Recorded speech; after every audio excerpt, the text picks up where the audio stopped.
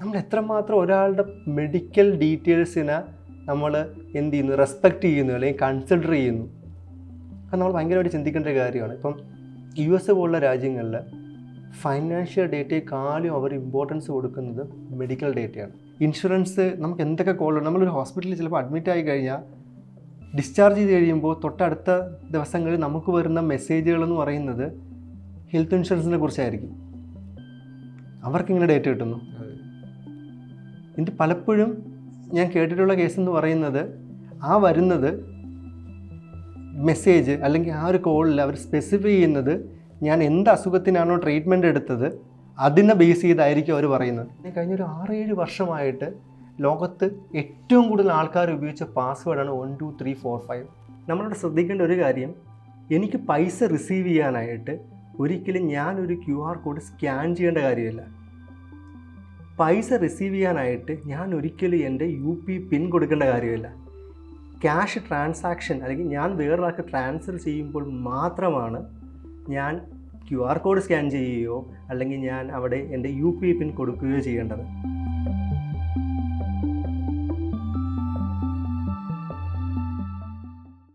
സമീപകാലത്തിൻ്റെ ഒരു അനുഭവമാണ്. നമ്മുടെ ഒരു ഫ്രണ്ടിന് ഹൈദരാബാദ് പോലീസിൽ നിന്നാണെന്ന് പറഞ്ഞൊരു കോള് വരുന്നു.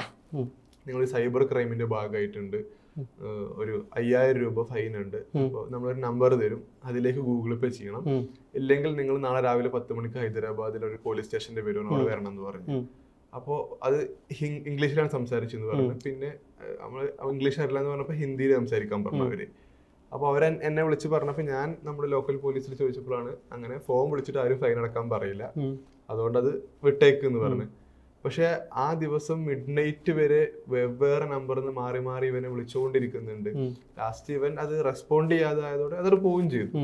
പക്ഷെ അപ്പൊ എങ്ങനെയാണ് ആളുകൾ ഇതിലേക്ക് ഒരു പ്രിക്കോഷൻ എന്നുള്ളതുണ്ടല്ലോ, ആളുകൾ പോയി പെടാതിരിക്കാൻ ഇത്തരം കാര്യങ്ങളിൽ. അപ്പോൾ ഒരു പോലീസ് സ്റ്റേഷൻ എന്നാന്ന് പറഞ്ഞിട്ടോ അല്ലെങ്കിൽ ഒരു അതോറിറ്റി തരത്തിൽ ഫൈൻ അടക്കാൻ വേണ്ടി വിളിക്കോ, അതല്ലെങ്കിൽ എങ്ങനെയാണ് പ്രിക്കോഷൻ ചെയ്യാൻ പറ്റും ഇത്തരം കാര്യങ്ങളിൽ? അതൊരു നമ്മുടെ ഒരു ബേസിക് ആയിട്ടൊരു കാര്യം മാത്രമേ. ഒരു കേസിൽ ഇപ്പം വന്നു കഴിഞ്ഞാൽ ഒരിക്കലും പോലീസ് ഫോൺ വിളിച്ച് എൻ്റെ സമയവും സന്ദർഭവും നോക്കി അല്ല വന്ന് അറസ്റ്റ് ചെയ്യുന്നത്. അത് ഇത്രയും വലിയ കേസ്, ഇപ്പോൾ ഫോർ എക്സാമ്പിൾ ഞാനൊരു മണി ലോണ്ടറിങ് കേസിൽ സസ്പെക്റ്റ് ആണെങ്കിൽ എന്നെ വിളിച്ചിട്ട് ഇത് നാളെ 10 മണിക്ക് വീട്ടിൽ കാണോ, ഞങ്ങൾ അറസ്റ്റ് ചെയ്യാൻ വരുന്നുണ്ടെന്ന് ഒരു പോലീസിനെ വിളിച്ച് പറയത്തില്ല. പിന്നെ ഇതിനൊക്കെ ഒരു ഒഫീഷ്യൽ മെത്തേഡുണ്ട്. ഇപ്പം അങ്ങനെ ഒരു കോള് കിട്ടുവാണെങ്കിൽ ഉറപ്പായിട്ടും അങ്ങനെ ഒരു കോള് നിങ്ങൾക്ക് ഒരു ലോ എൻഫോഴ്സ്മെൻറ്റ് ഏജൻസിയിൽ നിന്ന് വിളിച്ചിട്ട് ഓൺലൈനായിട്ട് പേയ്മെൻറ്റ് ചെയ്യാനോ ഗൂഗിൾ പേ വഴി QR കോഡ് അയച്ച് തന്ന് പേ ചെയ്യാനോ അങ്ങനെയൊന്നും പറയത്തില്ല. അതാണ് ഫസ്റ്റ് തിങ്. രണ്ടാമത് നിങ്ങൾ ചെയ്യേണ്ടത്, നിങ്ങൾക്ക് അങ്ങനെ ഒരു കോൾ വന്നിട്ടുണ്ടെങ്കിൽ നിങ്ങൾക്ക് തൊട്ടടുത്ത പോലീസ് സ്റ്റേഷനിൽ പോയി നിങ്ങൾക്ക് അതിൻ്റെ ജെന്യുവിനിറ്റി നിങ്ങൾക്ക് ചെക്ക് ചെയ്യാം. ഇനി നിങ്ങൾക്കതൊരു ഫ്രോഡാണ് എന്ന് ഉറപ്പുണ്ടെങ്കിൽ അതിനും നിങ്ങൾക്ക് കംപ്ലയിൻറ്റ് രജിസ്റ്റർ ചെയ്യാനുള്ള ഒരുപാട് മെത്തേഡ്സ് ഉണ്ട്. സോ നിങ്ങൾ തന്നെ ഇങ്ങനൊരു കോൾ വരുമ്പോൾ നിങ്ങൾ തന്നെ ചിന്തിക്കണം, ഒരിക്കലും അങ്ങനെ ഒരു ലോ എൻഫോഴ്സ്മെൻറ്റ് ഓഫീസറെ വിളിച്ചിട്ട് നിങ്ങളുടെ അടുത്ത് പൈസ ആവശ്യപ്പെടത്തില്ല. കാര്യം ഒരു കേസുണ്ടെങ്കിൽ അത് കേസിൻ്റെ രീതിയിൽ പോയി അത് കോടതിയിലെത്തി അങ്ങനെയുള്ള ഒരു പ്രൊസീജിയർ നമുക്കുണ്ട് നമ്മുടെ ജുഡീഷ്യൽ സിസ്റ്റത്തിൽ. ആ രീതിയിൽ മാത്രമേ പോകത്തുള്ളൂ. പിന്നെ നമ്മുടെ നോർമലായിട്ടൊരു ഫൈനുള്ള കേസുകൾ അറിയാലോ, നമുക്ക് ഹെൽമെറ്റ് ഇല്ലെങ്കിൽ അല്ലെങ്കിൽ നമ്മൾ പെറ്റി കേസ്, അതൊക്കെ നമുക്ക് ഫൈൻ അടച്ച് നമുക്ക് ഒഴിവാക്കാം. പക്ഷേ വലിയൊരു കേസ്, നിങ്ങളൊരു ഫിനാൻഷ്യൽ ഫ്രോഡിൻ്റെ പാർട്ടാണ്, ഫൈൻ അടച്ച് ഊരിപ്പോകുമെന്ന് വെച്ച് കഴിഞ്ഞാൽ അതൊരിക്കലും ലോജിക്കലും അല്ല, അത് നമുക്ക് വിശ്വസിക്കേണ്ട കാര്യവുമില്ല. സോ ഇങ്ങനൊരു പ്രിക്കോഷൻസ് നിങ്ങൾ എടുത്താൽ മതി. എല്ലാവർക്കും അബദ്ധം പറ്റുന്ന ഒരു കാര്യമാണ് ഈ പാസ്വേഡുകൾ കൊടുക്കുന്ന സമയത്ത് 1 2 3 4 1 2 3 4 നമുക്ക് എല്ലാവർക്കും എക്സ്പെക്ട് ചെയ്യാൻ പറ്റും. വൈഫൈ ആണെങ്കിലും ഫോണിന്റെ ലോക്ക് ആണെങ്കിലും ഏത് തരം ആക്സസ് ആണെങ്കിലും ഒക്കെ നമുക്ക് ഏറ്റവും ഈസി പാസ്വേഡ് 000. അപ്പോൾ ഇത്തരം ഈസി ആക്സസ് പാസ്വേഡുകൾ കൊടുക്കുന്നത് ഏതുതരം പ്രശ്നങ്ങളൊക്കെ ഉണ്ടാക്കുക എന്നുള്ളതും, ഒപ്പം നമ്മൾ ഈ സോഷ്യൽ മീഡിയയിൽ കൊടുക്കുന്ന അതേ പാസ്വേഡ് നമ്മൾ ബാങ്കിന് കൊടുക്കുന്നു, മൊബൈൽ ഫോണിന് കൊടുക്കുന്നു. നമ്മുടെ അങ്ങനെ ഒരു പാസ്വേഡ് എന്നുള്ളത് ശരിക്കും എത്രത്തോളം നമ്മൾ സെക്യൂരിറ്റി കീപ്പ് ചെയ്യേണ്ട ഒരു കാര്യം. നമ്മൾ എന്തൊരു കാര്യം ചെയ്യുമ്പോഴും നമ്മൾ അതിൻ്റെ എന്താണ് എൻ്റെ ഒബ്ജക്റ്റീവ് എന്നുള്ളത് നമ്മൾ മനസ്സിലാക്കണം. ഞാൻ ഉദാഹരണം പറയുവാണെങ്കിൽ, എന്തിനാണ് നമ്മുടെ ഒരു വീട് വെച്ചിട്ട് ആ വീടിനൊരു ഫ്രണ്ട് ഡോറും അതിനൊരു ലോക്കും കീയും കൊടുക്കുന്നത്? നമ്മുടെ അനുവാദമില്ലാതെ ആരും അതിൻ്റെ അകത്ത് കയറാതിരിക്കാനാണ്. ഞാനവിടെ ലോക്ക് വെച്ചില്ലെങ്കിലോ ആർക്ക് വേണമെങ്കിലും എപ്പോഴും വേണമെങ്കിലും തുറന്ന് എൻ്റെ വീടിനകത്ത് കയറാം. എൻ്റെ വീടിനകത്ത് കയറിയാൽ എന്താ, അയാൾക്ക് എൻ്റെ വീട് ഫുൾ ആക്സസ് കിട്ടും. എൻ്റെ വീടിനകത്തുള്ള വിലപിടിപ്പുള്ള സാധനങ്ങൾ വേണമെങ്കിൽ അയാൾക്ക് എടുത്തുകൊണ്ട് പോവാം. നമ്മുടെ ഇൻ്റർനെറ്റ് അല്ലെങ്കിൽ നമ്മുടെ സൈബർ വേൾഡിൽ ഇതേ കൺസെപ്റ്റ് തന്നെയാണ് നമ്മുടെ പാസ്വേഡിനുള്ളത്. പാസ്വേഡ് എന്ന് പറയുന്നത് നമ്മുടെ അനുവാദമില്ലാതെ നമ്മുടെ ഇൻ്റർനെറ്റ് റിസോഴ്സസിലോട്ട് വേറെ ആരും കടക്കരുത്, അല്ലെങ്കിൽ വേറെ ആരും അത് ഉപയോഗിക്കരുത്. അതിന് തടയാൻ വേണ്ടിയാണ് നമ്മൾ പാസ്വേഡ്സ് ഉപയോഗിക്കുന്നത്. ശരി, ഏതെങ്കിലും ഒരു പാസ്വേഡ് ഉപയോഗിച്ചാൽ മാത്രം കാര്യമില്ല. ഇപ്പം അഫ്സൽ ഒരു പാസ്വേഡ് ഉപയോഗിക്കുന്നു, എനിക്ക് അഫ്സലിൻ്റെ മൊബൈൽ നമ്പർ അറിയാം. ഫോർ എക്സാമ്പിൾ, അഫ്സലിൻ്റെ മൊബൈൽ നമ്പറാണ് പാസ്വേഡായിട്ട് കൊടുത്തെങ്കിൽ ഞാൻ അഫ്സലിൻ്റെ അക്കൗണ്ട് ഹാക്ക് ചെയ്യാൻ ശ്രമിക്കുകയാണെങ്കിൽ ആദ്യം ട്രൈ ചെയ്യുന്നത് അഫ്സൽ എന്തൊക്കെ ഉപയോഗിക്കാൻ പറ്റും, എനിക്കത് ഈസിലി ഗസ് ചെയ്യാൻ പറ്റും. ചിലപ്പോൾ അഫ്സൽ ഉപയോഗിക്കുന്നത് അഫ്സലിൻ്റെ ഫുൾ നെയിം ആയിരിക്കാം, ചിലപ്പോൾ അഫ്സലിൻ്റെ വീട്ടുപേരായിരിക്കാം, അല്ലെങ്കിൽ അഫ്സലിൻ്റെ ഫോൺ നമ്പർ ആയിരിക്കാം, വണ്ടിയുടെ നമ്പർ ആയിരിക്കാം. ഇതൊക്കെ എനിക്ക് പെട്ടെന്ന് എന്ത് ചെയ്യാൻ പറ്റും, ഗസ് ചെയ്യാൻ പറ്റും. സോ പാസ്വേഡ് കൊടുക്കുമ്പോൾ എപ്പോഴും നമ്മൾ ശ്രദ്ധിക്കേണ്ടത് ആർക്കും ഗസ് ചെയ്യാൻ പറ്റാത്ത പാസ്വേഡാണ് നമ്മൾ കൊടുക്കാനായിട്ട്. അതാണ് പാസ്വേഡ് ഹൈജീൻ എന്ന് പറയും. അത് കുറച്ച് കാര്യങ്ങൾ നമ്മൾ ശ്രദ്ധിക്കണം. ഒന്നെന്നുള്ളത്, നമ്മൾ യൂസ് ചെയ്യുമ്പോൾ നമ്മളുമായിട്ട് ബന്ധപ്പെട്ട പാസ്വേഡുകൾ നമ്മൾ കൊടുക്കരുത്. അത് മറ്റൊരാൾക്ക് ഈസിലി ആക്സസിബിൾ ആക്കാൻ പറ്റും. ഇപ്പം അഫ്സലിനെ എനിക്ക് ടാർഗറ്റ് ചെയ്ത് അറ്റാക്ക് ചെയ്യണമെങ്കിൽ ഞാൻ അഫ്സലിനെ കുറിച്ചൊരു സ്റ്റഡി നടത്തും. ഇപ്പം ഞാനിവിടെ ഇൻ്റർവ്യൂ വരുന്നതിന് മുമ്പ് എൻ്റെ കുറേ കാര്യങ്ങൾ അഫ്സൽ സെർച്ച് ചെയ്തില്ലേ, ഇൻ്റർനെറ്റിൽ നമ്മളെക്കുറിച്ചുള്ള വിവരങ്ങളെല്ലാം പല സ്ഥലങ്ങളിലായിട്ട് അവൈലബിൾ ആണ്. അഫ്സലിൻ്റെ ഫേസ്ബുക്ക് അല്ലെങ്കിൽ Instagram account, for example Facebook എടുത്തു കഴിഞ്ഞാൽ എനിക്ക് കുറേ ഇൻഫർമേഷൻ കിട്ടും. അഫ്സലിൻ്റെ ഫ്രണ്ട്സ് ആര്, ചിലപ്പോൾ നമുക്ക് അതിൻ്റെ അകത്ത് നമ്മുടെ ഫാദറിനെ, മദറിനെ, സിസ്റ്ററിനെയൊക്കെ നമുക്ക് ആഡ് ചെയ്യാൻ പറ്റും അതേ പേരിൽ. അപ്പം വീട്ടുപേര് കാണും, ചിലപ്പം കുഞ്ഞിൻ്റെ പേര് കാണും, ഇതെന്ത് വേണം നമുക്ക് അതിൻ്റെ അകത്ത് കാണും. ഇവിടെ നിന്നൊക്കെ എനിക്ക് ഒരുപാട് ഇൻഫർമേഷൻ കിട്ടും. ഇത് വെച്ച് എനിക്ക് എന്ത് ചെയ്യാൻ പറ്റും, ട്രൈ ചെയ്ത് നോക്കാൻ പറ്റും അഫ്സലിൻ്റെ അക്കൗണ്ടിൽ കയറാൻ പറ്റുമോ ഇല്ലയോ എന്ന്. സെക്കൻഡ്, ഞാൻ അടുത്ത് ചെയ്യേണ്ടത്, ഞാൻ ഉപയോഗിക്കുമ്പോൾ ഞാൻ സ്ട്രോങ് ആയിട്ടുള്ള പാസ്വേഡ് ഉപയോഗിക്കണം. സൈബർ അറ്റാക്കിംഗ് പെർസ്പെക്റ്റീവിൽ പാസ്വേഡിനെയൊക്കെ ക്രാക്ക് ചെയ്യാൻ ഒരുപാട് മെത്തഡോളജി ഉണ്ട്. അതിലൊരു മെത്തേഡാണ് പാസ്വേഡ് സ്പ്രേയിങ് എന്ന് പറയുന്നത്. പാസ്വേഡ് സ്പ്രേയിങ് എന്ന് പറയുന്നത്, ഇപ്പം അഫ്സലിൻ്റെ യൂസർ നെയിം എനിക്കുണ്ട്, അഫ്സലിൻ്റെ ഇമെയിൽ ഐ ഡി ഉണ്ട്, ഫോർ എക്സാമ്പിൾ afsal@gmail.com, അതായിരിക്കും അഫ്സലിൻ്റെ യൂസർ നെയിം. പാസ്വേഡ് കണ്ടെത്താനായിട്ട് എനിക്ക് അതിനുള്ള ടൂളുകൾ അവൈലബിൾ ആണ്. ഞാൻ ഈ യൂസർ നെയിമും കൊടുത്ത് ഒരു വലിയൊരു ഡിക്ഷണറി വേർഡ്സ് എൻ്റെ കയ്യിലുണ്ടെങ്കിൽ ഇത് വെച്ച് ഓരോ കോമ്പിനേഷൻ ഞാൻ ട്രൈ ചെയ്യും. ഇപ്പം ഇതിലേതെങ്കിലും സിമ്പിളാണ് കൊടുക്കുന്നതെങ്കിൽ ഉറപ്പായിട്ട് ഒരു പോയിൻ്റ് എത്തുമ്പോൾ എന്ത് ചെയ്യും, സക്സസ് ആവും, എനിക്ക് ആ അക്കൗണ്ട് കിട്ടും. ഒരിക്കലും നമ്മൾ ഡിക്ഷണറിയിലുള്ള ടൈപ്പ് വാക്കുകൾ അതുപോലെ കൊടുക്കരുത്. ഇപ്പം നേരത്തെ 1 2 3 4 5 പറഞ്ഞു. കഴിഞ്ഞ എൻ്റെ ഒരു ഓർമ്മ ശരിയാണെങ്കിൽ കഴിഞ്ഞ ഒരു 6-7 വർഷമായിട്ട് ലോകത്ത് ഏറ്റവും കൂടുതൽ ആൾക്കാർ ഉപയോഗിച്ച പാസ്വേഡാണ് 1 2 3 4 5. പക്ഷേ നമ്മുടെ ബാങ്ക് പോലുള്ള പല സെൻസിറ്റീവ് ആയിട്ടുള്ള വെബ്സൈറ്റുകളും അങ്ങനെയുള്ള പാസ്വേഡ് കൊടുക്കാൻ സമ്മതിക്കില്ല. നമ്മൾ സ്ട്രോങ് ആയിട്ടുള്ള പാസ്വേഡ് കൊടുക്കണം. ഇപ്പോഴും പറയുന്ന ക്യാപിറ്റൽ ലെറ്ററിൻ്റെ സ്മോൾ ലെറ്റർ കോമ്പിനേഷൻ, ഡിജിറ്റ്സ്, നമ്മുടെ സിമ്പിൾസ്, ഇതെല്ലാം വെച്ചുള്ള പാസ്വേഡാണ് നമ്മൾ കൊടുക്കാനുള്ളത്. ഇതാണ് പാസ്വേഡ് ഹൈജീൻ. അടുത്ത ഏറ്റവും ഇമ്പോർട്ടൻറ്റ് പാസ്വേഡ് ഹൈജീൻ എന്ന് പറയുന്നത് പാസ്വേഡ് റീയൂസ് ചെയ്യുന്നതാണ്. അഫ്സൽ നേരത്തെ പറഞ്ഞൊരു എക്സാമ്പിൾ, നമ്മൾ ഒരേ പാസ്വേഡാണ് നമ്മൾ എല്ലാത്തിലും കൊടുക്കുന്നത്. ഫോർ എക്സാമ്പിൾ ഓർത്ത് വയ്ക്കാൻ എളുപ്പം, ഉറപ്പായിട്ടും ഓർത്ത് വയ്ക്കരുത് നമുക്ക്.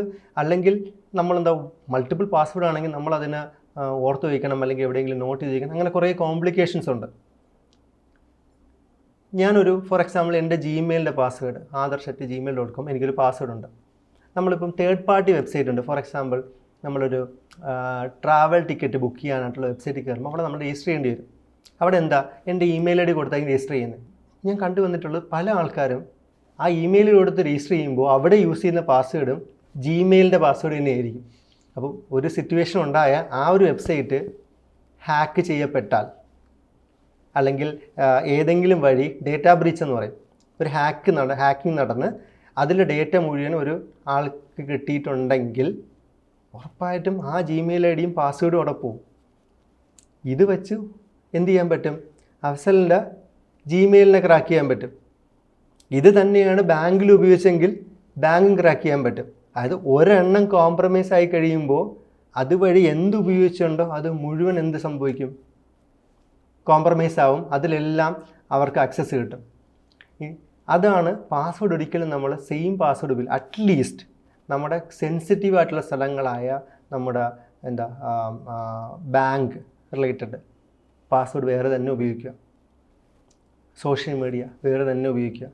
തേർഡ് പാർട്ടി വെബ്സൈറ്റുകൾ. ഒരിക്കലും നിങ്ങളുടെ ജിമെയിലിലെ പാസ്വേഡ് ഇങ്ങനെ കൊടുക്കരുത്. ഇതേ സമയത്ത് തന്നെ ഇപ്പോൾ നമ്മുടെ ഇൻസ്റ്റഗ്രാം അക്കൗണ്ട് ഹാക്ക് ചെയ്യപ്പെടുന്ന ഒരു കാര്യം സമീപകാലത്ത് വളരെയധികം കാണാറുണ്ട്. നമ്മൾ നോക്കിക്കഴിഞ്ഞാൽ ചിലപ്പോൾ ഒരു ചൈനീസ് ഭാഷയിലോ അതല്ലെങ്കിൽ റഷ്യൻ ഭാഷയിലൊക്കെ ഉള്ള കുറെ എഴുത്തുകൾ കാണാം, പിന്നെ കുറെ ഫോട്ടോസ് കാണാം. നമ്മുടെ അക്കൗണ്ടിലുള്ള പേര് മാറ്റിയിട്ടുണ്ടാവും, ഫോട്ടോസ് അവിടെ ഉണ്ടാവും, പേര് മാറ്റിയിട്ടുണ്ട്. ചിലപ്പോൾ നമ്മുടെ അക്കൗണ്ട് തന്നെ ആയിരിക്കും, പകുതി ഫോട്ടോ അവരുടേതും പകുതി ഫോട്ടോ നമ്മുടേതൊക്കെ ആയിരിക്കും. അപ്പോൾ എങ്ങനെയാണ് ഇത്തരം കാര്യങ്ങളിൽ പെട്ടു? 2 ഫാക്ടർ ഒതന്റിഫിക്കേഷൻ മാത്രമാണ് ഇതിന്റെ പരിഹാരം എന്നുള്ളത് കൂടെ ഉണ്ടല്ലോ. 2 ഫാക്ടർ ഒതന്റിക്കേഷൻ ഒരു കൺട്രോളാണ്, ഓക്കെ.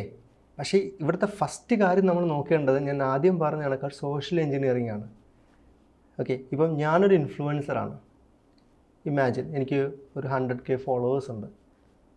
അപ്പോൾ എന്നിൽ ഇപ്പം പലപ്പോഴും ഇൻഫ്ലുവൻസേഴ്സിന് അവരുടെ ഒരു റവന്യൂ എന്നുള്ളത് അഡ്വർടൈസ്മെൻ്റ് ആണ്, പ്രൊമോഷനാണ് അവരൊരു റവന്യൂ എന്ന് പറയുന്നത്. എന്നെ ഒരാൾ കോൺടാക്ട് ചെയ്തിട്ട് ഇങ്ങനെ ഒരു അഡ്വർടൈസ്മെൻ്റ് ഉണ്ട്, ഒരു പ്രോഡക്റ്റ് പ്രൊമോഷൻ്റെ അഡ്വർടൈസ്മെൻറ്റ് ചെയ്യണം, അപ്പോൾ നിങ്ങളുടെ ബാങ്കിങ് ഡീറ്റെയിൽസ് എല്ലാം കൊടുക്കാനായിട്ട് ഈ ഒരു ലിങ്ക് ക്ലിക്ക് ചെയ്യുക എന്ന് പറഞ്ഞ് ലിങ്ക് ക്ലിക്ക് ചെയ്യുമ്പം പറയുന്നത് അവിടെ ഇൻസ്റ്റഗ്രാമിൻ്റെ ID വെച്ച് ഓതൻറ്റിക്കേറ്റ് ചെയ്യാനായിരിക്കും പറയുന്നത്. ഞാനവിടെ ഇൻസ്റ്റഗ്രാമിൻ്റെ ID എല്ലാം കൊടുത്തിട്ട് ഓതൻറ്റിക്കേറ്റ് ചെയ്യുമ്പോൾ എററായിരിക്കും, ഞാനവിടെ കളഞ്ഞിട്ട് പോയി. പക്ഷെ എന്ത് സംഭവിച്ചു? അവിടെ യൂസർ നെയിം പാസ്വേഡും മറ്റവന് കിട്ടി. ഇവൻ കളഞ്ഞിട്ട് പോകുന്ന സമയത്ത് തന്നെ മറ്റവൻ ലോഗിൻ ചെയ്ത് പാസ്വേഡും ചേഞ്ച് ചെയ്ത് ഫോട്ടോ ഉൾപ്പെടെ എല്ലാം മാറ്റിയിരിക്കും. നമ്മുടെ ആ ഒരു ഇനിഷ്യലി നമ്മൾ എടുക്കുന്ന ആ ഒരു, ഞാൻ നേരത്തെ പറഞ്ഞൊരു അലർട്ട്നെസ് ഉണ്ടല്ലോ, ആ അലർട്ട്നെസ്സാണ് അവിടെ ഏറ്റവും വലിയൊരു ഫാക്ടർ. കാര്യം മറ്റേ സൈഡിൽ നിൽക്കുന്ന ഈ അറ്റാക്ക് ചെയ്യാൻ ശ്രമിക്കുന്നവർ എത്രത്തോളം കൺവിൻസ് ആവാൻ പറ്റും അത്രത്തോളം കൺവിൻസ് ആയിരിക്കും, കൺവിൻസിങ് ചെയ്യാനായിട്ട് നോക്കും, അത്രയും ട്രസ്റ്റ് ആയിരിക്കും അവർ സംസാരിക്കുന്നത്. പക്ഷെ അത് നമ്മളെപ്പോഴും ഒരു ക്രിട്ടിക്കൽ മൈൻഡ് സെറ്റിലൂടെ മാത്രമേ എന്തിനേയും അപ്രോച്ച് ചെയ്യൂ. പ്രത്യേകിച്ചും ലിങ്കും ഇതുപോലുള്ള കാര്യങ്ങൾ വരുമ്പോൾ നമ്മൾ ശ്രദ്ധിക്കണം അത് എന്താണ്. അവിടെ ഒരു പേയ്മെൻറ്റിലോട്ട് പോവുകയാണെങ്കിൽ അല്ലെങ്കിൽ എൻ്റെ ഡീറ്റെയിൽസ് വലിയാനായിട്ട് എന്തിനുണ്ട് ഇൻസ്റ്റാഗ്രാം യൂസർ നെയിം പാസ്വേഡ് ഞാൻ അവിടെ കൊടുക്കുന്നു. ഇനി ആ വന്നൊരു പേജ് ഉണ്ടല്ലോ, അത് ഇൻസ്റ്റാഗ്രാമിൻ്റെ പേജാണോ, instagram.com എന്നായിരിക്കുമല്ലോ അതിൻ്റെ പേര്, അതിൻ്റെ ഡൊമൈൻ അഡ്രസ്സ് എന്നുള്ളത് അതാണോ, ഇങ്ങനെയുള്ള കുറേ ചെക്ക് നമ്മൾ ചെയ്യണം. പിന്നെ സെക്കൻഡ് എന്നുള്ളത് 2 ഫാക്ടർ ഒതൻറ്റിക്കേഷൻ. അതൊരു മസ്റ്റ് ടു ഹാവ് ആണ്. കാര്യം നമ്മുടെ ഫേസ്ബുക്ക് തൊട്ട് ജിമെയിൽ, ഇൻസ്റ്റഗ്രാം എല്ലാത്തിലും നമുക്ക് 2 ഫാക്ടർ ഒതൻറ്റിക്കേഷൻ നമുക്ക് സെറ്റ് ചെയ്യാൻ പറ്റും.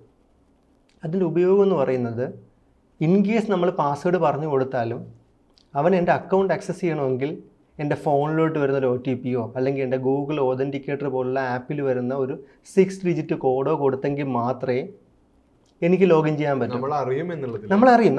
കാര്യം ഇങ്ങനെ ഒരു യൂസർ നെയിം പാസ്വേഡ് മറ്റവന് കിട്ടിയാൽ അവൻ ട്രൈ ചെയ്താൽ എനിക്കറിയാൻ പറ്റും. ഇനി എത്ര ആൾക്കാർ അവരുടെ സോഷ്യൽ മീഡിയയുടെ ആക്സസ് ഹിസ്റ്ററി ചെക്ക് ചെയ്യുന്നുണ്ട്, എവിടെ നിന്നെല്ലാം കെയർ ചെയ്യുന്നത്. കറക്റ്റ്. ഞാൻ എൻ്റെ ആക്സസ് ഹിസ്റ്ററി ചെക്ക് ചെയ്യുമ്പോൾ എൻ്റെ കയ്യിൽ തായ്വാനിൽ നിന്നൊരു ആക്സസ് കിടക്കുന്നു, ഉറപ്പായിട്ടും സംതിങ് ഫിഷി അല്ലെങ്കിൽ എന്തോ ഒരു പ്രശ്നമുണ്ട്. നമ്മളത് നോക്കാറ് പോലുമില്ല. അപ്പം ശരി, ഞാൻ അങ്ങനെ കണ്ടെങ്കിൽ അടുത്ത ഞാൻ എന്താ ചെയ്യേണ്ടത്? എൻ്റെ അക്കൗണ്ട് ഹാക്ക് ആയിട്ടില്ല, പക്ഷെ പ്രിവെൻറ്റ് ചെയ്യാനായിട്ട് ഞാൻ ഓക്കെ എങ്ങനെയോ എൻ്റെ പാസ്വേഡ് യൂസർ നെയിം ലീക്ക് ആയിട്ടുണ്ട്, ഇമ്മീഡിയറ്റ്ലി ഞാൻ ചെയ്യുന്നത് എന്തായിരിക്കും? എൻ്റെ പാസ്വേഡ് ചേഞ്ച് ചെയ്യണം. അങ്ങനെ ഒരു പ്രോപ്പറായിട്ടുള്ള റിവ്യൂ നമ്മൾ തന്നെ ടൈം കണ്ടെത്തി, ശരി ഞാൻ ആഴ്ചയിൽ ഒരിക്കൽ എൻ്റെ ആക്സസ് കാര്യങ്ങൾ ഞാൻ റിവ്യൂ ചെയ്യും.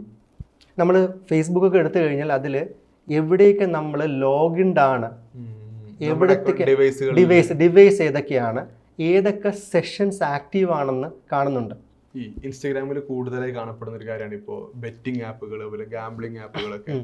പ്രധാനമായും ഇൻഫ്ലുവൻസേഴ്സ് ലൈക്ക് ആളുകളാണ് ഇത് കൂടുതലും പ്രൊമോട്ട് ചെയ്യപ്പെടുന്നത്. അപ്പം നമ്മൾ ഗെയിം കളിച്ച് പൈസ ഉണ്ടാക്കാം, ഞാൻ ഫ്ലാറ്റ് വാങ്ങുന്നു, നമ്മൾ കാറ് വാങ്ങുന്നു, എൻ്റെ കല്യാണം നടത്തിയത്, എൻ്റെ എല്ലാ ചെലവുകളും ഒക്കെ ഗെയിം കളിച്ച് പൈസ ഉണ്ടാക്കിയിട്ടുള്ളത്. പലപ്പോഴും ചെറിയ കുട്ടികളാണ് കൂടുതലായിട്ട് ഇതിലേക്ക് പെട്ടുപോകുന്നത്, കാരണം പാരൻസിന്റെ അക്കൗണ്ടിൽ നിന്നാണ് ക്യാഷ് പോകുന്നത്. അപ്പോൾ ഇത്തരം ആപ്പുകൾ ഉപയോഗിക്കുന്നത് നിയമവിരുദ്ധമാണോ? അത് പ്രൊമോട്ട് ചെയ്യപ്പെടാൻ ഇഷ്ടംപോലെ സാഹചര്യങ്ങളും സംവിധാനങ്ങളും ഇവിടെ ഉണ്ട്. എന്തുകൊണ്ട് ഇത് പൂട്ടുന്നില്ല എന്നൊരു കാര്യം ഉണ്ടല്ലോ. മനസ്സിലായി. ഭയങ്കര ഒരു ഡിബേറ്റബിൾ ടോപ്പിക്കാണ്. അതിൻ്റെ റീസൺ എന്ന് പറയുന്നത്, ഞാൻ അതിലോട്ട് വരുന്നതിന് മുമ്പ് ഒരു 2 ടൈപ്പ് ഓഫ് ഗെയിംസാണ് നമുക്കുള്ളത്. അതായത് ഒരു ലോ പെർസ്പെക്റ്റീവിൽ ക്ലാസിഫൈ ചെയ്തിരിക്കുന്നത് ഗെയിം ഓഫ് സ്കില്ലും ഗെയിം ഓഫ് ചാൻസും. ഇനി ഗെയിം ഓഫ് ചാൻസ് എന്ന് പറഞ്ഞാൽ ഒരു ബെസ്റ്റ് എക്സാമ്പിൾ പറഞ്ഞു കഴിഞ്ഞാൽ നമ്മുടെ ഏണിയും പാമ്പും. ആ ഡൈസ് ഇടുമ്പോൾ അതിൽ 1 വരുന്നോ 6 വരുന്നോ 5 വരുന്നോ എന്നുള്ളത് പ്യുവർലി ലക്കാണ്. ലോട്ടറി എടുക്കുന്നത് പ്യുവർലി ലക്കാണ്. ഇതെല്ലാം ഗെയിം ഓഫ് ചാൻസ് ആണ്. ഗെയിം ഓഫ് സ്കിൽ എന്ന് പറയുന്നത് നമ്മുടെ സ്കില്ലും കൂടെ അവിടെ വേണം. ഫോർ എക്സാമ്പിൾ, ഒരു ചീട്ട് കളി അതൊരിക്കലും ചാൻസ് അല്ല, സ്കില്ലല്ലേ. കാര്യം ഞാൻ അടുത്ത കാർഡ് ഏതെടുക്കണം, അല്ലെങ്കിൽ അടുത്തവൺ ഇട്ടപ്പോൾ ഞാൻ തിരിച്ചടുത്ത കാർഡ് ഏതെടുക്കണം, അവിടെ എൻ്റെ എക്സ്പീരിയൻസും എൻ്റെ നോളജും അവിടെ യൂസ് ചെയ്യുന്നുണ്ട്. അടുത്ത ഉദാഹരണം പറയുകയാണെങ്കിൽ നമ്മുടെ ഹോഴ്സ് റേസ്, അതും വെറും ഒരു കണ്ണടച്ചുകൊണ്ടുള്ള ഒരു പ്രഡിക്ഷൻ അല്ല. അവിടെ ആ ഹോഴ്സിൻ്റെ ഏജ്, അതിൻ്റെ പെർഫോമൻസ്, അത് റൈഡ് ചെയ്യുന്ന ആളുടെ എക്സ്പീരിയൻസ്, പാസ്റ്റ് ഹോഴ്സ് റേസിൽ ഇത് എത്രാമത്തെ പൊസിഷനിൽ വന്നു, ഇങ്ങനെയുള്ള കുറേ കാര്യങ്ങൾ മനസ്സിലാക്കി എടുക്കുന്നൊരു ഡിസിഷനാണ്.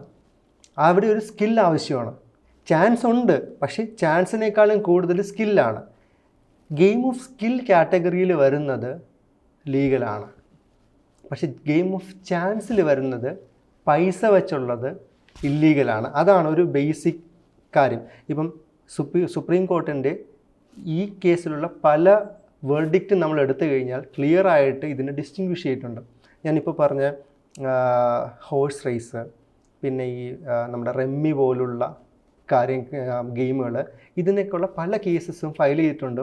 അതിൻ്റെ ഡിബേറ്റ് നടന്നിട്ടുണ്ട്. അതിൻ്റെ വേർഡിക്റ്റിൽ പറയുന്നത് ഇതൊന്നും പ്യുവർ ചാൻസ് അല്ല, അവിടെ സ്കില്ലിൻ്റെ ആവശ്യമുണ്ട്. സ്കില്ലുണ്ടെങ്കിൽ അത് ലീഗലാണ്. ഇനി ബെറ്റിംഗ് ആപ്പിലോട്ട് വന്നു കഴിഞ്ഞാൽ ഓതറൈസ്ഡ് ആയിട്ടുള്ള രജിസ്റ്റേർഡ് ആയിട്ടുള്ള ആപ്പുകളുണ്ട്. അവർ ക്ലിയർ ആയിട്ടുള്ള പ്രോട്ടോക്കോൾ ഫോളോ ചെയ്ത് ക്ലിയർ ആയിട്ട് ഗെയിം ഓഫ് സ്കിൽ എന്ന കാറ്റഗറിയിൽ ആണ് ഇത് വർക്ക് ചെയ്യുന്നതിനുള്ള ഡെമോൺസ്ട്രേഷൻ പ്രൂവ് ചെയ്തതുകൊണ്ടാണ് അവർക്ക് അതിനുള്ള രജിസ്ട്രേഷൻസും കാര്യങ്ങളും കിട്ടുന്നത്. പക്ഷെ പലപ്പോഴും സംഭവിക്കുന്നത് ഇല്ലീഗലായിട്ടുള്ള ആപ്പുകൾ. ഇപ്പം ആർക്കും ഒരു ആപ്പ് ഉണ്ടാക്കി പ്ലേ സ്റ്റോറിലോ, അല്ലെങ്കിൽ പ്ലേ സ്റ്റോറിലും വേണ്ട, ഇൻസ്റ്റഗ്രാമാണ് ഇപ്പോൾ എല്ലാവരുടെയും ഒരു പൊട്ടൻഷ്യൽ മീഡിയ എന്ന് പറയുന്നത്. പ്ലേ സ്റ്റോറിൽ പോലും നമ്മൾ ശ്രദ്ധിച്ചാൽ മതി, പ്ലേ സ്റ്റോറിൽ പോലും പല ആപ്പുകളും അവൈലബിൾ അല്ല. ഇൻസ്റ്റഗ്രാമിലെ ലിങ്ക് ആയിരിക്കും, ക്ലിക്ക് ചെയ്യുമ്പോൾ നേരെ പോയി ഒരു APK ഫയൽ ഡൗൺലോഡ് ചെയ്യുക, അത് ഇൻസ്റ്റാൾ ചെയ്യുക, അതുവഴി കളിക്കുക എന്നുള്ളത്. സോ നമ്മളവിടെ വളരെ ശ്രദ്ധിക്കേണ്ട കേസ് എന്നുള്ളത്, എപ്പോഴും ഒരു ഫോൺ പെർസ്പെക്റ്റീവിൽ, ഒരു മൊബൈൽ ഡിവൈസിൻ്റെ സെക്യൂരിറ്റി പെർസ്പെക്റ്റീവിലാണെങ്കിലും ട്രസ്റ്റഡ് ആയിട്ടുള്ള സ്ഥലങ്ങളിൽ നിന്ന് മാത്രമേ നമ്മൾ ആപ്ലിക്കേഷൻസ് ഡൗൺലോഡ് ചെയ്യാവൂ.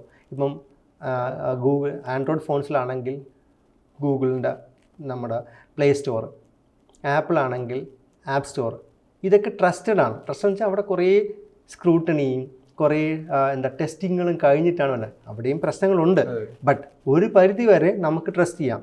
പക്ഷെ മറ്റേ സംഭവിക്കുന്നത് എന്താണ്, ഒരു പരിചയമില്ലാത്ത ഒരു APK ഫയൽ, APK ആൻഡ്രോയിഡിൻ്റെ ഇൻസ്റ്റലേഷൻ ഫയലാണ്, APK ഫയൽ നമ്മുടെ ഫോണിലോട്ട് ഡൗൺലോഡ് ചെയ്യുന്നു. ഡൗൺലോഡ് ചെയ്യുമ്പോഴെന്താ, നമ്മൾ ചോദിക്കുന്ന എല്ലാ പെർമിഷനും കൊടുക്കും. ഒരു ആപ്പ് ഇൻസ്റ്റാൾ ചെയ്യുമ്പോൾ അതിന് എന്തൊക്കെ ആക്സസ് വേണം അതെല്ലാം കൊടുക്കും, ക്യാമറ, വോയിസ്, ഇതെല്ലാം നമ്മൾ കൊടുക്കും. അതൊന്നും പക്ഷേ നമ്മൾ ആ ആപ്പിന് അത് ആവശ്യമുണ്ടെന്ന് പോലും നോക്കുന്നത്, അതൊരു വേറൊരു ടോപ്പിക്ക് തന്നെയാണ്. പക്ഷേ ഈ ഒരു ഇങ്ങനെയുള്ളൊരു ആപ്പിൻ്റെ കേസിൽ വരുമ്പോൾ, അല്ലെങ്കിൽ ഇങ്ങനെയുള്ളൊരു കേസിൽ വരുമ്പോൾ ചില സ്റ്റേറ്റുകൾ ഇതിനെ കംപ്ലീറ്റ്ലി ബാൻ ചെയ്തിട്ടുണ്ട്. എൻ്റെ ഓർമ്മ ശരിയാണെങ്കിൽ തമിഴ്നാട് അവരൊരു ബില്ല് തന്നെ, ആക്ട് തന്നെ കൊണ്ടുവന്നിട്ടുണ്ട് ഇങ്ങനെയുള്ള ഗെയിംസ് എല്ലാം ബാൻ ചെയ്തിട്ടുള്ളത്. അങ്ങനെയുള്ള ഇനിഷ്യേറ്റീവ്സും ഉണ്ട്. ഒരു ഇന്ത്യ ഫുള്ളുള്ളൊരു ജനറൽ ഒരു ഗാംബ്ലിംഗ് ആക്ട് നമുക്കുണ്ട്. പക്ഷേ എന്നാലും അതിൽ ക്ലിയർ ആയിട്ട് പറയുന്നത് സ്റ്റേറ്റ്സിന് അവരുടേതായ ഡിസിഷൻസ് എടുക്കാം, ആക്ഷൻ എടുക്കാം, അവരുടേതായ ലോസ് വേണമെങ്കിൽ അമെൻഡ് ചെയ്യാം, അവരുടെ കാര്യങ്ങൾ അവർക്ക് ചെയ്യാൻ പറ്റും. ഈ പരസ്യത്തിന്റെ മറ്റൊരു രൂപമാണ് ഇപ്പോൾ ഇലക്ട്രിക് പോസ്റ്റിലൊക്കെ കാണാം, ഒരു സ്കാനർ ഉണ്ടാവും, ഒരു പോസ്റ്റർ, എന്നിട്ട് അതിൽ ഇത് സ്കാൻ ചെയ്യരുത്, അല്ലെങ്കിൽ ഇത് സ്കാൻ ചെയ്താൽ നിങ്ങൾക്ക് പണം കിട്ടും, അല്ലെങ്കിൽ പലതരം ഒരു ആശയം അതിന്റെ മുമ്പിലുണ്ട്, ഒരു വാചകം ഉണ്ടാവും. അപ്പൊ ആ പരസ്യവാചകം കാണുമ്പോൾ കൗതുകം കൊണ്ട് ആളുകൾ എന്ത് ചെയ്യും, ഇത് സ്കാൻ ചെയ്യും. അപ്പോൾ നമ്മുടെ വെബ്സൈറ്റ് നമ്മുടെ പേരും അഡ്രസ്സും ഒരു OTP കൊടുത്ത് രജിസ്റ്റർ ചെയ്തിട്ടുള്ളൂ, ഡീറ്റെയിൽസ് മെയിൽ വരും എന്നൊക്കെയാണ് ഇതിൽ പറയുന്നത്. അപ്പോൾ സ്വാഭാവികമായും നമ്മുടെ എല്ലാ ഡാറ്റയും അവർ കളക്ട് ചെയ്യപ്പെടുന്നുണ്ട്. അപ്പോൾ ഇത്തരം പബ്ലിക് കാര്യങ്ങൾ സ്കാൻ ചെയ്യുന്ന എത്രത്തോളം പ്രശ്നം ഉണ്ടാക്കും എന്നുള്ളത്. ഈ QR കോഡിൻ്റെയൊക്കെ മെയിൻ കാര്യം എന്ന് വെച്ച് കഴിഞ്ഞാൽ നമ്മളത് സ്കാൻ ചെയ്യുമ്പോൾ അതിൻ്റെ ഒരു പ്രശ്നം ഞാൻ പറയാം. ഒന്ന്, സ്കാൻ ചെയ്ത് നമ്മൾ ഡേറ്റ എല്ലാം കൊടുക്കും. ഈ ഡേറ്റ എന്ത് ചെയ്യാം, പല ആവശ്യങ്ങൾക്ക് ഉപയോഗിക്കാം. നമുക്കറിയില്ല ആ ഡേറ്റ എന്തിനാണ് അവർ യൂസ് ചെയ്യാൻ പോകുന്നത്. ടാർഗറ്റഡ് ആയിട്ടുള്ള മാർക്കറ്റിങ്ങിന് ഉപയോഗിക്കാം. വേണമെങ്കിൽ സൈബർ ക്രിമിനൽസിന് യൂസ് ചെയ്തൂടെ. എൻ്റെ ഡേറ്റ ഫുള്ള് കൊടുത്തിട്ട് ഈ ഡേറ്റ ഒരു സൈബർ ക്രിമിനലിൻ്റെ കയ്യിൽ കിട്ടിക്കഴിഞ്ഞാൽ അവർ തിരിച്ച് വിളിച്ചിട്ട് അവർ പറയാം നിങ്ങളുടെ ഫോൺ നമ്പർ ഇതല്ലേ, നിങ്ങളുടെ ഡേറ്റ് ഓഫ് ബർത്ത് ഇതല്ലേ, നിങ്ങളുടെ ഇമെയിൽ ഐ ഡി ഇതല്ലേ. ശരി, നിങ്ങൾക്ക് ഞാൻ നേരത്തെ പറഞ്ഞ ബാങ്കിൽ ഒരു ട്രാൻസാക്ഷൻ നടന്നു, അതിന് ഓവർകം അത് പൈസ പോയി, ഞാനത് ബ്ലോക്ക് ചെയ്യാം. ഇത്രയും ഡീറ്റെയിൽസ് എൻ്റെ പറഞ്ഞപ്പോൾ ഞാൻ നോർമലി ഞാൻ എന്ത് ചെയ്യും, അവനെ വിശ്വസിക്കും, ബാക്കി ഡീറ്റെയിൽസ് കൊണ്ട് കൊടുക്കും. ആ രീതിക്ക് വേണമെങ്കിലും ഇത് യൂസ് ചെയ്യാം. അതിനൊപ്പം തന്നെയാണല്ലോ ഇപ്പോൾ ഈ മെഡിക്കൽ ഡാറ്റ എന്നുള്ളത് കൂടെ പ്രധാനപ്പെട്ട ഒരു കാര്യമല്ലേ? ഇനി മെഡിക്കൽ ഡേറ്റ എന്നുള്ളത് ഇപ്പം എൻ്റെ മെഡിക്കൽ ഡേറ്റ എന്ന് പറയുന്നത് എന്നെ സംബന്ധിച്ചത് അത്രയും പേഴ്സണലാണ്, അത്രയും കോൺഫിഡൻഷ്യലാണ്. പക്ഷേ നമുക്ക് മെഡിക്കൽ ഡേറ്റയ്ക്ക് അത്രയും സെക്യൂരിറ്റി നമ്മുടെ നാട്ടിലുണ്ടോ? ഇല്ലെന്ന് തന്നെ പറയേണ്ടി വരും. കാര്യം വളരെ ഒരു എക്സാമ്പിൾ പറയുകയാണെങ്കിൽ, ഞാനൊരു ഹോസ്പിറ്റലിൽ പോയി എൻ്റെ ഒരു ഫ്രണ്ടിന് വേണ്ടിയുള്ള ഒരു കേസിന് പോയതാണ്. ഡിസ്ചാർജ് സമ്മറി വാങ്ങിച്ചപ്പോൾ ആ ഡിസ്ചാർജ് സമ്മറിയുടെ പുറകിൽ വേറൊരു പേഷ്യൻ്റെ ഡിസ്ചാർജ് സമ്മറിയാണ്. നമ്മുടെ പേപ്പറിന് 2 സൈഡില്ലേ, എനിക്ക് തന്ന എൻ്റെ ഫ്രണ്ടിൻ്റെ ഡിസ്ചാർജ് സമ്മറിയുടെ പുറകു വശത്ത് വേറെ ഏതൊരു പേഷ്യൻ്റെ ഡിസ്ചാർജ് സമ്മറിയാണ്. ഞാനത് നോക്കിയപ്പോൾ അയാളുടെ പേര്, ഫോൺ നമ്പർ, അയാളുടെ date of birth, blood group, അയാളുടെ ഡയഗ്നോസ് ചെയ്ത ഇഷ്യൂ, മെഡിസിൻസ്, ഈ ഡീറ്റെയിൽസ് എല്ലാം ഉണ്ട്. സോ നമ്മൾ എത്രമാത്രം ഒരാളുടെ മെഡിക്കൽ ഡീറ്റെയിൽസിനെ നമ്മൾ എന്ത് ചെയ്യുന്നു, റെസ്പെക്റ്റ് ചെയ്യുന്നു അല്ലെങ്കിൽ കൺസിഡർ ചെയ്യുന്നു. അത് നമ്മൾ ഭയങ്കരമായിട്ട് ചിന്തിക്കേണ്ട ഒരു കാര്യമാണ്. ഇപ്പം US പോലുള്ള രാജ്യങ്ങളിൽ ഫൈനാൻഷ്യൽ ഡേറ്റയെക്കാളും അവർ ഇമ്പോർട്ടൻസ് കൊടുക്കുന്നത് മെഡിക്കൽ ഡേറ്റയാണ്. Health insurance portability and accountability act, HIPAA, ഒരു റെഗുലേഷൻസ് US-ലുണ്ട്. ക്ലിയർ ആയിട്ട് മെഡിക്കൽ ഡേറ്റ പ്രൊട്ടക്റ്റ് ചെയ്യണം, ക്ലിയർ ആയിട്ട് അത് ഹാൻഡിൽ ചെയ്യണം എന്നുള്ള സ്ട്രിക്റ്റ് റെഗുലേഷൻസ് ഉണ്ട്. ഇന്ത്യയിൽ ദിശ എന്നുള്ള ഒരു റെഗുലേഷൻ ഒരു ഡ്രാഫ്റ്റിംഗ് സ്റ്റേജിലാണ്. അത് ഇതുവരെയും എൻഫോഴ്സ് ആയിട്ടില്ല എന്നാണ് എൻ്റെ ഒരു അണ്ടർസ്റ്റാൻഡിങ്. പക്ഷേ ആ ദിശയ്ക്കകത്ത് ഏകദേശം ഇതുപോലത്തെ ഒരു കൺട്രോളാണ് കൊണ്ടുവരുന്നത്. അത് എൻ്റെ മെഡിക്കൽ ഡേറ്റ എൻ്റെ റൈറ്റാണ്, എനിക്ക് അതിൽ ഫുൾ കൺട്രോൾ ഉണ്ടാവണം, അത് പ്രൊട്ടക്റ്റ് ചെയ്യപ്പെടണം. കാര്യം നമ്മൾ ജസ്റ്റ് ഒന്ന് ഇമാജിൻ ചെയ്ത് കഴിഞ്ഞാൽ നമ്മൾ ടോപ്പ് പൊളിറ്റീഷ്യൻസ്, അവരുടെ ഹോസ്പിറ്റൽ മെഡിക്കൽ റെക്കോർഡ്സ് നമ്മുടെ ഒരു എനിമിയുടെ കയ്യിൽ കിട്ടിക്കഴിഞ്ഞാൽ എന്തൊക്കെ അസുഖമുണ്ട്, എന്താണ് വീക്ക്നെസ്, എത്ര കാലം ജീവിക്കും എന്നുള്ള ഫുൾ ഡേറ്റ ഒരാൾക്ക് കിട്ടത്തില്ലേ? അത് ഒരു ഇൻസെക്യൂർ ആയിട്ടുള്ള സിറ്റുവേഷനിലോട്ട് കൊണ്ടെത്തും.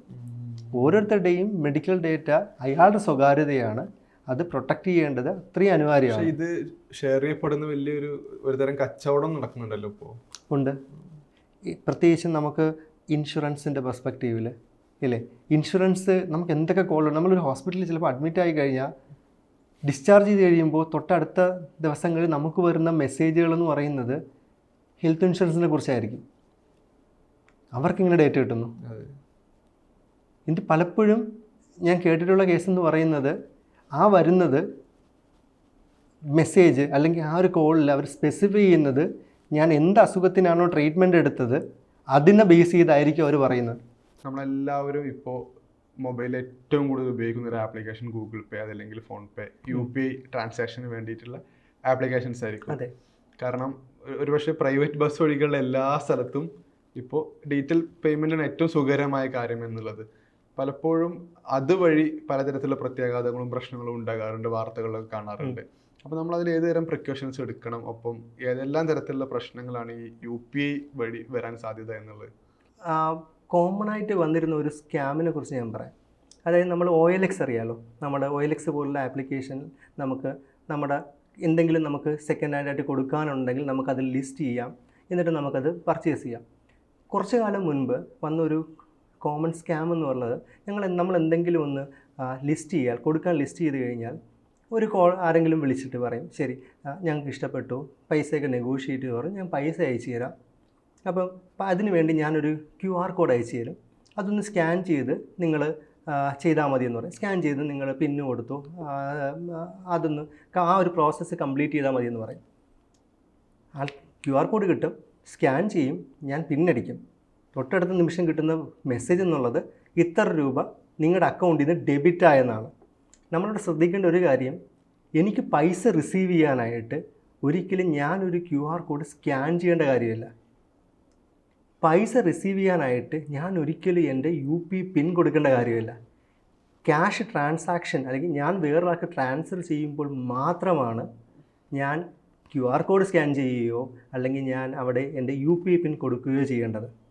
പക്ഷേ അവിടെ ഞാൻ മുമ്പ് പറഞ്ഞ കണക്ക് ഒരു സോഷ്യൽ എഞ്ചിനീയറിങ് രീതിയിൽ കൺവിൻസ് ചെയ്ത് മറ്റൊരാളെ കബളിപ്പിക്കുകയാണ് ചെയ്യുന്നത്. ഇതിന്റെ അഡ്വാൻസ്ഡ് ആയ ഒരു പുതിയ മുഖം എന്ന നിലക്കാണ് ഇപ്പോൾ AI ഉപയോഗിച്ചുള്ള തട്ടിപ്പുകൾ കൂടെ വരുന്നത്. കാരണം ആളുകൾ AI ഒരു സ്ഥലത്ത് ഒരു പരിചയിച്ച് വരുന്നൊരു സമയം ആണ്, മറ്റൊരു സമയത്ത് അത് വെച്ചിട്ടുള്ള തട്ടിപ്പുകളും തുടങ്ങിയിട്ടുണ്ട്. ഇപ്പോൾ ഡീപ് ഫേക്ക് വീഡിയോകൾക്കെതിരെ പ്രധാനപ്പെട്ട സൗത്ത് ഇന്ത്യയിലെ താരങ്ങൾ ഉൾപ്പെടെ പരാതി കൊടുത്ത് കേസും അറസ്റ്റൊക്കെ ഉണ്ടായിരുന്നു. അവരുടെ പേരിലുള്ള ഹാഫ് ന്യൂഡ് വീഡിയോ ഒക്കെ ഈ ഡീപ് ഫേക്ക് വഴി ഉണ്ടാക്കി ഷെയർ ചെയ്യപ്പെട്ട സിറ്റുവേഷൻ ഒക്കെ ഉണ്ടായിരുന്നു.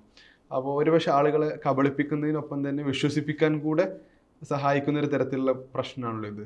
അപ്പോൾ എത്രത്തോളം ഇത് ഗൗരവമായി മാറിയിട്ടുണ്ടെന്നുള്ളതും എങ്ങനെ ശ്രദ്ധിക്കാം എന്നുള്ളതും അത് നമ്മുടെ സൊസൈറ്റിയെ ബാധിക്കുന്ന വലിയ ഗൗരവമുള്ള പ്രശ്നം തന്നെയാണ്. ഇപ്പം നമുക്ക് ഏതൊരു പുതിയ ടെക്നോളജി വന്നാലും അതിൻ്റെ വലിയൊരു ശതമാനം അഡ്വാൻറ്റേജ് നമുക്കുണ്ട്.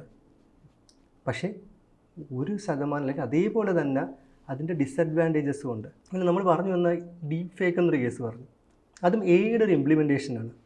അതായത് ഒരുപാട് സ്റ്റഡി പ്രൂവ് ചെയ്തിട്ടുണ്ട്, അല്ലെങ്കിൽ ഒരുപാട് കേസ് സ്റ്റഡീസ് വന്നിട്ടുള്ളതിൽ ഒരാളുടെ ഫോട്ടോയോ ഒരു വീഡിയോയോ ഒരു 30 to 40 സെക്കൻഡ്സ് അയാളുടെ വോയിസ് കിട്ടിക്കഴിഞ്ഞാൽ ഒരു ഡീപ് ഫേക്ക് വീഡിയോ ഉണ്ടാക്കാം. ആൾക്കാർ വിശ്വസിക്കുന്ന രീതിയിലുള്ള ഡീപ് ഫേക്ക് വീഡിയോ ഉണ്ടാക്കാം. നമ്മൾ ഒരുപാട് കാണുന്നുണ്ട്. ഇപ്പം നമ്മുടെ പുറത്തെ പല കൺട്രീസിലെയും അവിടുത്തെ പ്രസിഡൻറ്റും പ്രൈം മിനിസ്റ്ററും അവരൊക്കെ സംസാരിക്കുന്ന രീതിയിലുള്ള പലതും വെരി റീസെൻ്റ്ലി നമ്മൾ വന്നു. അതും ബിലീവബിൾ ആയിട്ടുള്ള രീതിയിലൊന്നും ഇവരിങ്ങനെ ചെയ്തു എന്ന് പോലും വിശ്വസിക്കുന്ന ആൾക്കാരുണ്ട്. ആ രീതിയിലാണ് ഇപ്പം ഈ AI പോലുള്ള കാര്യങ്ങൾ യൂസ് ചെയ്യുന്നത്. അടുത്തൊരു കേസ് എന്ന് പറഞ്ഞു കഴിഞ്ഞാൽ, ഇപ്പം നമ്മളിപ്പം സോഷ്യൽ മീഡിയ എടുത്തു കഴിഞ്ഞാൽ അല്ലെങ്കിൽ ഇൻസ്റ്റഗ്രാം എടുത്തു കഴിഞ്ഞാൽ സ്ഥിരം വരുന്നൊരു ആഡാണ് ചില ആപ്പുകൾ. നമ്മുടെ ഫോട്ടോ കൊടുത്തു കഴിഞ്ഞാൽ നമ്മൾ നമ്മൾ ടൈഗറിൻ്റെ കൂടെ നടക്കുന്നതും, നമ്മൾ സച്ചിൻ ടെണ്ടുൽക്കറിൻ്റെ കൂടെ നിൽക്കുന്നതും, അല്ലെങ്കിൽ നമ്മൾ പ്രൈം മിനിസ്റ്ററിൻ്റെ കൂടെ നിൽക്കുന്നതും, US പ്രസിഡൻ്റെ കൂടെ നിൽക്കുന്നതും സംസാരിക്കുന്നതുമായിട്ടുള്ള വീഡിയോസ് ക്രിയേറ്റ് ചെയ്യും. എന്തിന്? ഒരു കപ്പിളിൻ്റെ ഫോട്ടോ എടുത്തു കഴിഞ്ഞാൽ, സ്റ്റിൽ ഫോട്ടോ കൊടുത്തു കഴിഞ്ഞാൽ അവർ കിസ് ചെയ്യുന്ന വീഡിയോ ഒക്കെ തിരിച്ചു തരും. ആ രീതിയിലാണ് AI യൂട്ടിലൈസ് ചെയ്ത് കൊണ്ടുപോകുന്നത്. ഓക്കെ, അതൊക്കെ ഒരു ഫൺ എലമെൻറ്റ് നോക്കാം. പക്ഷേ അതിൻ്റെ അടുത്ത വർഷം എന്താണ്, ഇതിന് ഏത് എക്സ്റ്റെൻഡ് വരെ ഒരാളെ ഡീഫെയിം ചെയ്യാൻ കൊണ്ടുപോകാമെന്ന് ആലോചിക്കണം. കാര്യം ഒരാളുടെ ഈ പോലുള്ളൊരു വീഡിയോ, ഫോർ എക്സാമ്പിൾ ഇപ്പോൾ അഫ്സൽ പറഞ്ഞ കണക്ക് ഒരു ഹാഫ് ന്യൂഡോ ടൈപ്പിലുള്ളൊരു വീഡിയോ വന്നു കഴിഞ്ഞാൽ അത് കൃത്യമായിട്ടും ആ വ്യക്തിയെ ഡീഫെയിം ചെയ്യാനാണ്. അത് ഉണ്ടാക്കുന്ന ഇമ്പാക്റ്റ് അയാളുടെ ലൈഫിലും അയാളുടെ മെൻ്റൽ കണ്ടീഷനിലും ഉണ്ടാക്കുന്ന ഇമ്പാക്റ്റ് എന്നുള്ളത് ഭയങ്കര കൂടുതലാണ്. അതുകൊണ്ടാണ് എപ്പോഴും ഇപ്പം AI പോലുള്ള ടെക്നോളജി യൂസ് ചെയ്യാനായിട്ടുള്ള റെഗുലേഷൻസ് പല കൺട്രീസും കൊണ്ടുവരുന്നുണ്ട്. ഉദാഹരണത്തിന് വെരി റീസെൻ്റ് ആയിട്ട് യൂറോപ്യൻ കൺട്രീസിൽ EU AI ആക്ട് എന്നുള്ളൊരു ആക്ട് കൊണ്ടുവന്നു. അത് കൊണ്ടുവന്നത് AI യൂസ് ചെയ്യുന്ന സോഫ്റ്റ്വെയർസും AI യൂസ് ചെയ്യുന്ന സിസ്റ്റംസിൻ്റെയും ഡെവലപ്മെൻറ്റും അതിൻ്റെ യൂസേജും റെസ്ട്രിക്റ്റ് ചെയ്യാനാണ്. കാര്യം എപ്പോഴും ഒരു AI സിസ്റ്റം ഞാൻ ഉണ്ടാക്കിയിട്ട് അത് എപ്പോഴും ആദർശം നല്ലതാണെന്ന് പറയുന്ന രീതിയിൽ ഞാൻ കോൺഫിഗർ ചെയ്ത് വെച്ച് കഴിഞ്ഞാൽ ഞാൻ എത്ര മോശപ്പെട്ടവനാണെങ്കിലും ആരെന്ത് ചോദിച്ചാലും പറയും ആദർശം വളരെ നല്ലവനാണ്. ആ ഒരു ബയാസിലോട്ടൊക്കെ പോകും. അങ്ങനെയുള്ള കുറേ കണ്ടീഷൻസ് ചെക്ക് ചെയ്തിട്ടാണ് ഒരു സിസ്റ്റം ഉണ്ടാക്കുക. അതിന് റെസ്പോൺസിബിൾ AI ഗൈഡ് ലൈൻസ് എന്നുള്ളത്. അങ്ങനെയുള്ള ഗൈഡ് ലൈൻസും പ്രാക്ടീസസും ഇപ്പം കമ്പനീസും പ്രോഡക്ട്സും എല്ലാം ഫോളോ ചെയ്യുന്നുണ്ട്. ഇതൊക്കെ നമുക്ക് ആ ഒരു നെഗറ്റീവ് സൈഡിൻ്റെ ഇമ്പാക്റ്റ് മാക്സിമം കുറയ്ക്കാൻ വേണ്ടിയാണ് ഉപയോഗിക്കുന്നത്. ബട്ട് സ്റ്റിൽ ഇതേ ടെക്നോളജി, ഇതേ കാര്യം സൈബർ ക്രിമിനൽസിനും AI ഉപയോഗിച്ചുകൊണ്ടൊരു സൈബർ ഫ്രോഡ് നടന്നു. അതായത് അതിൻ്റെ ഓർമ്മ ശരിയാണെങ്കിൽ കാലിക്കറ്റ് ബേസ് ചെയ്ത ഒരാൾക്ക് ഒരു വാട്സപ്പിലൊരു കോൾ വന്നു. വാട്സപ്പിലൊരു മെസ്സേജ് വന്നു. അയാളൊരു പഴയൊരു ഫ്രണ്ടാണ്. ഫ്രണ്ട് പറഞ്ഞു, ഞാനിങ്ങനെ ഒരു ദുബായ് എയർപോർട്ടിൽ ഇരിക്കുകയാണ്, കുറേ വിവരങ്ങൾ ചോദിച്ചു. മോൻ എന്ത് ചെയ്യുന്നു, മക്കളിപ്പോൾ എവിടെയാണ്, ബാംഗ്ലൂരാണ്, അങ്ങനെ കുറേ ചോദിച്ചിട്ട് പറഞ്ഞു ഞാനിപ്പോൾ നാട്ടിലേക്ക് വരുവാണ്, എൻ്റെ സിസ്റ്റർ ഇൻ ലോയോ മുംബൈയിലൊരു ഹോസ്പിറ്റലിൽ അഡ്മിറ്റഡ് ആണ്, അവരൊരു സർജറിക്ക് കയറുകയാണ്, പക്ഷേ ഞാൻ എൻ്റെ ഫ്ലൈറ്റ് ഡിലേ ചെയ്യണം, അതുകൊണ്ട് കുറച്ച് ടൈം എടുക്കും. സോ എനിക്ക് അവർക്കൊരു 40,000 rupees അത്യാവശ്യമായിട്ട് കൊടുക്കണം. അപ്പം ഇത് ഈ വിക്ടിം എന്നുള്ളത് കുറച്ചൊരു ഏജ്, ഒരു കോൾ ഇന്ത്യയോ അങ്ങനെ ഒരു കമ്പനിയിൽ നിന്ന് റിട്ടയർ ആയ ഒരു പുള്ളിക്കാരനാണ്. പുള്ളി അപ്പോൾ ഒരു റെഡ് ഫ്ലാഗ് അടിച്ചു. പുള്ളി വെച്ച് ഞാൻ എങ്ങനെ വിശ്വസിക്കും, ശരി ഞാൻ വീഡിയോ കോളിൽ വരാം. വീഡിയോ കോളിൽ വന്നു. എക്സാക്ട്ലി അയാളുടെ ഫ്രണ്ടാണെന്ന് അയാൾ ഉറപ്പിച്ചു. പൈസ ട്രാൻസ്ഫർ ചെയ്തു. 1 മണിക്കൂർ കഴിഞ്ഞപ്പോൾ വീണ്ടും പൈസ ചോദിച്ചു. അപ്പോൾ ഒരു റെഡ് ഫ്ലാഗ്. അപ്പം വീണ്ടും പുള്ളിക്ക് വീണ്ടും പൈസ ചോദിക്കുന്നുണ്ടല്ലോ. അങ്ങനെ ഈ പുള്ളിക്കാരൻ വേറൊരു ഫ്രണ്ട് വഴി യഥാർത്ഥ നമ്പർ എടുത്തിട്ട് വിളിച്ചു ചോദിച്ചപ്പോൾ അയാൾ ഇപ്പോഴും പുറത്ത് തന്നെ, അയാൾ ഇങ്ങനെ വിളിച്ചിട്ടൊന്നുമില്ല. ഏകദേശം 40,000 റുപ്പീസാണ് അയാൾക്ക് നഷ്ടപ്പെട്ടത്. പക്ഷേ പോലീസ് ചേസ് ചെയ്തു, ആ ക്രിമിനലിനെ ക്രാക്ക് ഡൗൺ ചെയ്യുകയും ചെയ്തു. പക്ഷെ അത് AI ഉപയോഗിച്ചുള്ള ഫ്രോഡിൻ്റെ ഒരു ഫസ്റ്റ് പ്രാക്ടിക്കൽ ഇംപ്ലിമെൻറ്റേഷനാണ് നമ്മൾ കണ്ടത്. സോ വീഡിയോ ഒറിജിനൽ പോലെ തന്നെ ആയിരുന്നു. വീഡിയോ ഒറിജിനൽ പോലെ പുള്ളി പറയുന്നതെന്ന് വെച്ച് കഴിഞ്ഞാൽ ഇവൻ ലിപ്സിങ്ക് പോലും കറക്റ്റ് ആയിരുന്നു, പുള്ളിയുടെ വിവരങ്ങൾ പോലും മോൾ എന്ത് ചെയ്യുന്നു എന്നുള്ള എല്ലാം പറയുന്നുണ്ട്. അതാണ് ഞാൻ പറയുന്നത്. കാര്യം ഇതെല്ലാം കണക്റ്റഡ് ആണ്. ജസ്റ്റ് ഒരു സുപ്രഭാതത്തിൽ ഞാൻ ഒരാളെ വിക്റ്റിമാക്കാൻ പോകുന്ന, അല്ലെങ്കിൽ ഒരാളെ ഞാൻ അറ്റാക്ക് ചെയ്യാൻ പോകുന്നതല്ല. അയാളെ കുറിച്ചുള്ള കാര്യങ്ങളെല്ലാം മനസ്സിലാക്കി ആ ഒരു ട്രസ്റ്റ് ബിൽഡ് ചെയ്ത് ഇപ്പം AI സഹായം കൂടെ ഉണ്ട്, അതും കൂടെ വെച്ച് ഒന്നും കൂടെ കൺവിൻസ് ചെയ്തിട്ടാണ് ഈ ഒരു അറ്റാക്ക് നടന്നത്, ഈ ഒരു സൈബർ ഫ്രോഡ് നടന്നത്. സോ എന്താ പറയണ്ടേ, യൂസ്ഫുള്ളാണ്. മറ്റേ സൈഡിനും നമ്മൾ പ്രിപ്പയർ ആയിരിക്കണം.